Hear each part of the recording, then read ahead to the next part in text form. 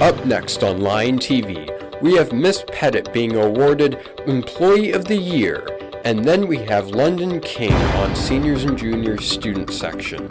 And me, Lexi Farron, telling you all about your rainy weekend coming up. All that and more, Line TV starts now.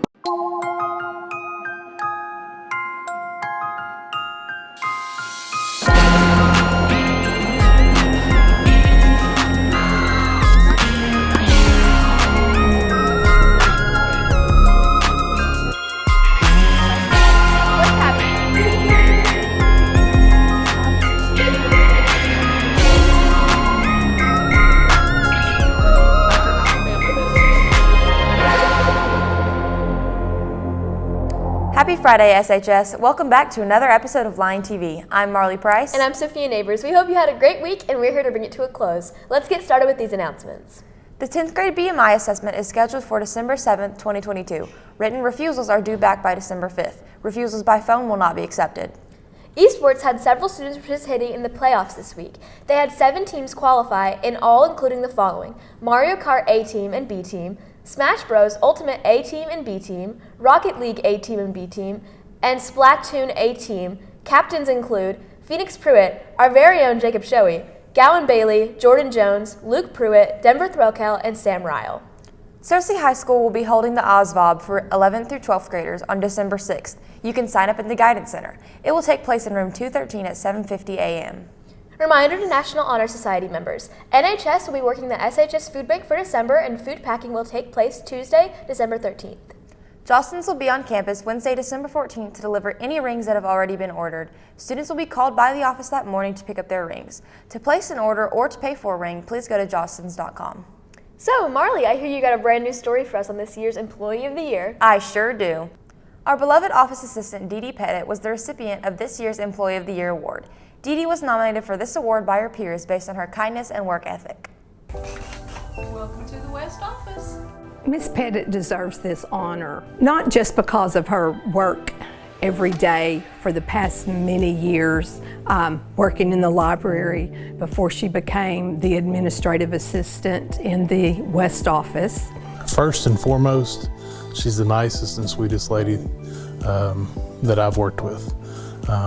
She's got the ability to make connections, kids, staff, parents. Everybody that comes away from a conversation or an interaction with Dee Dee, they all love Miss Dee Dee. I see Dee Dee being very consistent.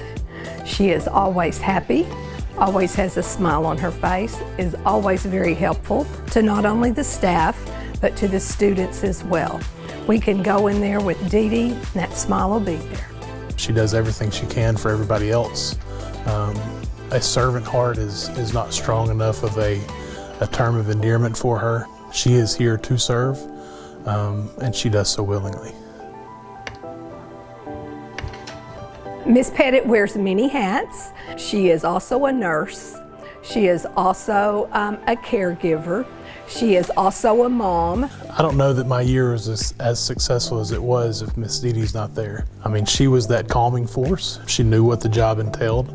She knew how to help me help the scenario with kids or with parents or staff members. Miss Pettit is always very positive. I have never heard her say a negative thing about a person, a student, a parent, or anyone in our business. She's a ball of fun. She cuts it up with kids.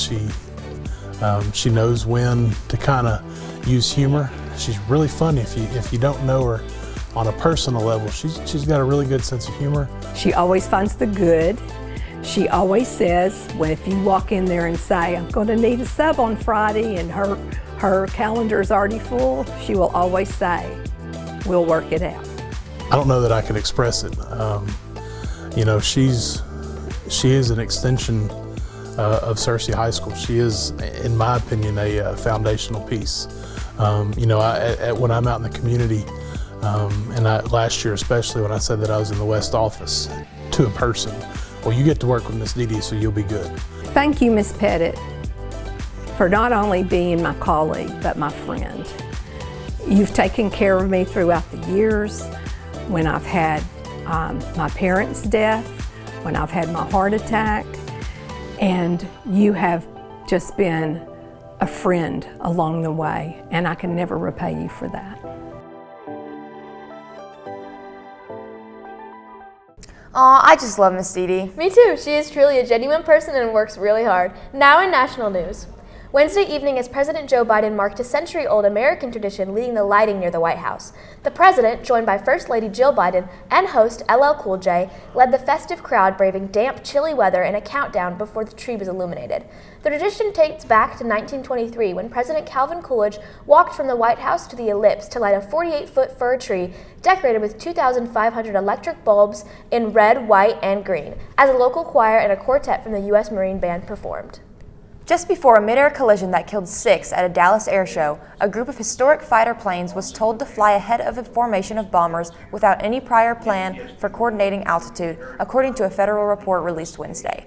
A P-63 King Cobra fighter was banking left when it struck a B-17 Flying Fortress bomber behind the left wing during the November 12th air show featuring World War II-era planes, the National Transportation Safety Board said in its preliminary findings.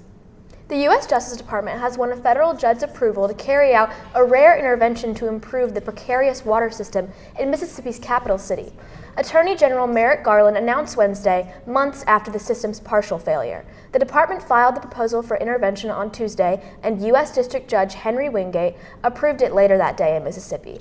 The move authorized the appointment of a third-party manager to oversee reforms to Jackson's water system, which nearly collapsed in late summer and continues to struggle. We've had some pretty intense weather lately. I know. Luckily, Lexi can help us be prepared for this weekend. Good morning, Cersei High. Today we're going to be having cloudy skies with a 24% chance of rain, and our high sitting at 55 degrees, and the winds are blowing south at 11 miles per hour, and the humidity is 80%, and the sun rose this morning at 6:58 a.m. Now for tonight. Tonight, we're also going to have cloudy skies with a low 53, a 43% chance of rain. The wind's blowing southwest at 9 miles per hour, and the humidity is 76%. Tonight, the sun will set at 4:54 p.m. Now for the almanac. The last 7 days, our highest temperature was 65, and the lowest is 27, and our monthly average of precipitation is 4.91 inches, and our month of date is sitting at 0 inches. Now for the 5cast. Saturday, we're going to have some showers in the morning with a high 57, a low of 40, and a 40% chance of rain. Sunday, we're going to have showers again with a high 55, a low 51, and a 58% chance of rain. Monday and Tuesday, we're going to have showers with highs in the mid-60s and a low of 55 on Monday, a low of 35 on Tuesday, and around a 50% chance of rain on both days. And on Wednesday, we're going to have mostly cloudy skies with a high 46, a low of 26, and a 24% chance of rain. Well, it looks like it's going to stay pretty rainy for a while. Thanks, Lexi. I'm really excited for my crops to get going. Is it almost lunch? I sure am getting hungry. Unfortunately, we've still got a while to go, but I can let you know what we will be having. For lunch, we'll be having pizza, cheeseburger, chicken and mozzarella stick combo, potato wedges, turkey ham and turkey chef salad, stir fry, and milk. That just made me even more hungry. Thanks a lot, Sophia. Sorry, but hey Marley, don't you have so much fun in our student section? Yes, I always have the best time. Well, we have an inside look of our amazing student section with London King. Being a student at Cersei High School can bring many fun opportunities and help you make the most out of high school. We were able to catch up with senior student section leader Oscar Sanchez and junior Caleb Pettis to tell us about these opportunities. Being in the student section can be a new, interesting, exciting way for students to interact and cheer on their classmates. The environment is great once everyone is able to get hyped and be able to cheer. That's what makes the experience sometimes better, and I believe it also helps the team, get a little motivation to keep going. Oh, Z's gonna shoot the three, good! And that's the ball game! My favorite part of being in the student section is probably whenever the drum line comes, because it just gets everyone really excited and pumped. I feel like to have a good student section, you just have to be super positive and have a good attitude. I think school spirit is what ties into having the best student section.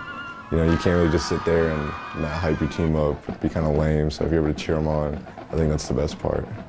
With COVID happening, there wasn't many ways the student body could interact. This year we have seen a change in that. Getting to have a student section after COVID has been really helpful since we didn't get to have one our freshman year, and it's just like a good way to engage with the rest of the other grades.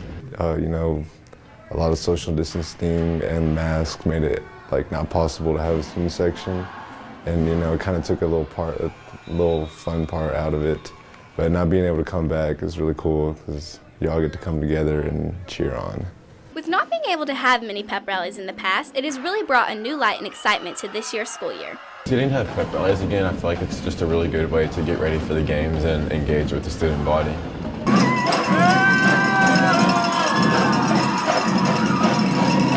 Having pep rallies is really cool again because we haven't had those in a couple years, and so I believe like last year, and then having one each home game for the football games here was really cool. So the band coming together, the players, and students showing their school spirit. Well, it seems with the right amount of school spirit, high school can help make the best memories. Now let's send it back to the news desk. Wow, I've never seen it from that perspective. Me neither. That story has me wondering what's going on with sports. Me too. Let's send it over to Lily Lindsay for some sports updates.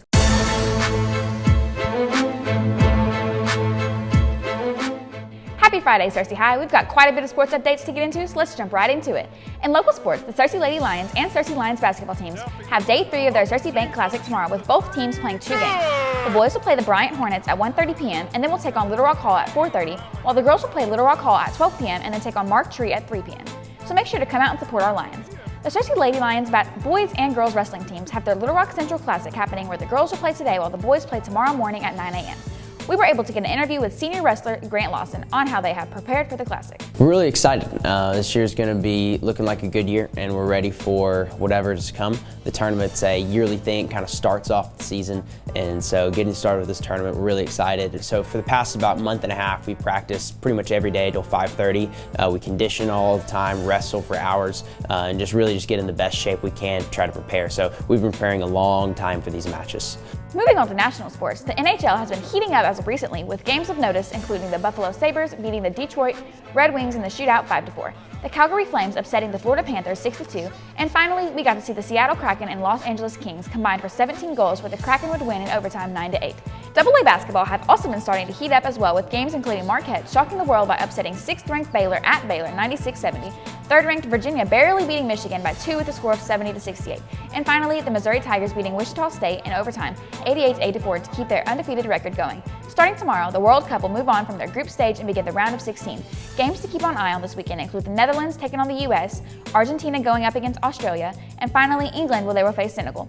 Whoever wins the round of 16 will move on to the quarters final, which starts next Friday. Well, Cersei, that's all the sports updates I have for you this week. Now back to the news desk with Sophia and Marley. Thanks so much, Lily. I'll be sure to tune into all the upcoming games. Unfortunately, that's all the time we've got for you today, Cersei. But if you're a fan of Lion TV, make sure to subscribe to our YouTube channel at Cersei High Lion TV. And don't forget to follow us on Twitter at Lion TV, Instagram at Cersei Lion TV, and on Facebook at Cersei High Lion TV. Signing off, I'm Sophia Neighbors. And I'm Marley Price. Have a great weekend.